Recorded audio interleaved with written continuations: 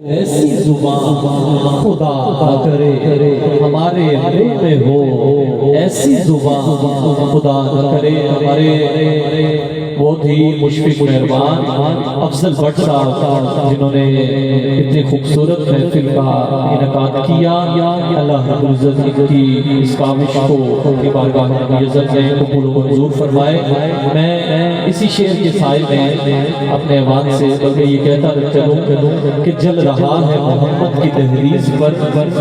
دل کو تاکہ حرم کی ضرورت نہیں، جل رہا ہے محمد کی دہلیز پر، دل کو تاکہ حرم کی ضرورت نہیں، میرے آقا کہ مجھ پر ہے اتنے کرم، اب کسی کے کرم کی ضرورت نہیں، میرے آقا کہ مجھ پر ہے اتنے کرم، اب کسی کے کرم کی ضرورت نہیں۔ گروپ لیڈر جرنلسٹ پینل صدر پاکستان نیشنل آرٹ کونسل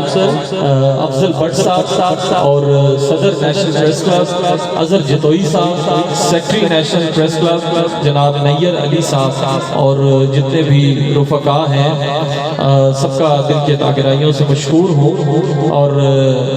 میں اللہ سے دعا کرتا ہوں کہ ہم سب کا مل بیٹھنا، پڑھنا، سننا اور سنانا اپنی بارگاہ لم یزل میں